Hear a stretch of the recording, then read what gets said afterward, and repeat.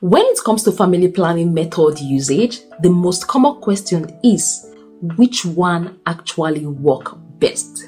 We all know that we have different types of family planning method, from the short-term ones to the long-term ones. So the question is which one work best? On this particular video, I'm going to be sharing with you the effectiveness of each family planning method, and then you can decide for yourself which one you are going to pick. Before you watch this video, what I would advise you to do is to watch our previous video where we talk about key things you should take into consideration before picking a family planning method, because there are some set of people that are not expected to use a particular type of family planning method because it increases their risk of cardiac arrest and also stroke. So don't forget to watch our previous video on key factors you should consider when picking a family planning method. But on this video, we're going to be analyzing the effectiveness of the different types of family planning method. Effectiveness of family planning method is measured in two ways: typical use and the perfect use. The perfect use is when you use it the way it is stated, exactly the way they stated it on how to use it. While the typical use is when real life happened. For example, missed tablets, missed appointment, that is the typical use. So I'm going to be sharing the effectiveness of both the perfect use and the typical use. So the first method we are going to be talking about is the barrier method. In the barrier method, we have two types. We have the male condoms and we also have the female condoms. In terms of the male condom, when used perfectly, it is 98% effective, and when not used perfectly, it is 82% effective. That is the typical use. There's something about the condom in the sense that it protects you against STIs and unwanted pregnancy.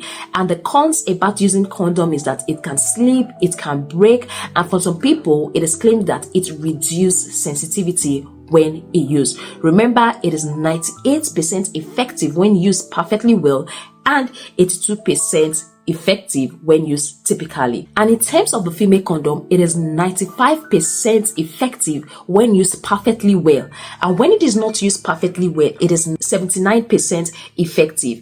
In terms of the female condom, it can be used by the women, it is controlled by the woman, and it can be inserted before sex. It can be inserted before sex.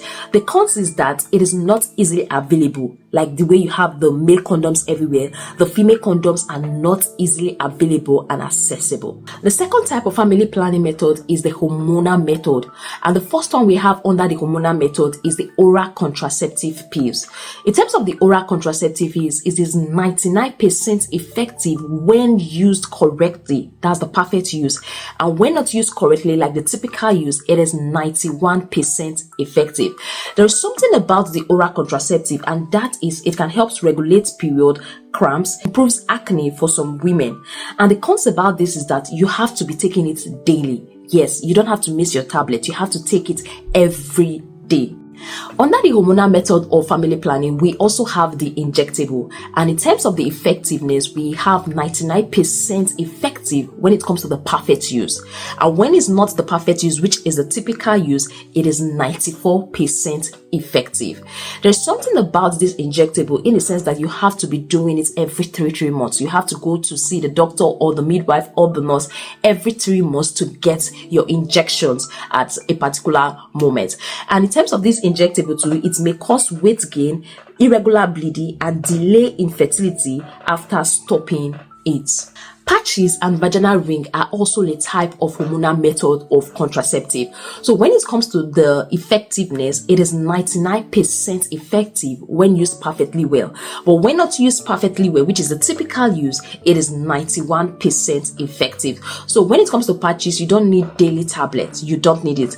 But it can actually cause skin irritations. It can also cause vaginal discomfort. The third type of family planning method I would like to share with you is the long-acting reversible family planning method. So this is the most effective non-permanent method of contraceptive, and under this we have the implant.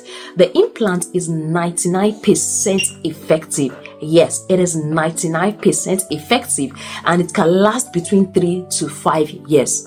One thing about this implant is that it can affect your period. It can cause irregular period, and also it requires a minor procedure to actually insert it inside. The other type I would like to share with you is the IUD, which is the intrauterine device.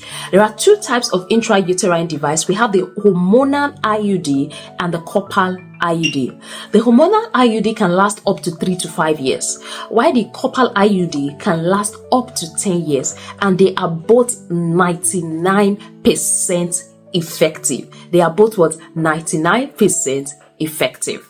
And the last one, which is the permanent method of contraceptive. This is for those that don't want kids again. They've made up their mind that at the end they don't want any kids. That's the permanent method of contraceptive. That includes vasectomy and sterilization. Both vasectomy and sterilization are 99% effective in preventing pregnancy, but they don't prevent against STI, but they are safe and they requires minor, should I say, surgery or operation to actually get it done.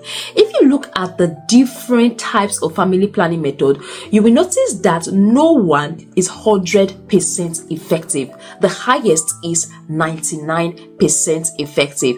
And if you are looking for a reversible method of family planning method that is 99% effective, then the IUD, the implants will not be a bad idea. That's something you can go for because they are long. They can last for a very long period of time, from 3 to 10 years. They can last that long, and it's very effective. So you've seen the effectiveness of these various types of family planning method.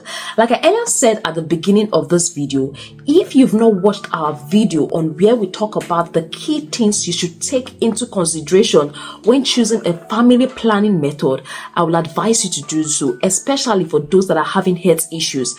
Health is one thing you should take into consideration before talking about effectiveness. Yes, you heard me right. Your health is more important than the effectiveness of the family planning method. So think about your health, then think about the effectiveness before picking a family planning method.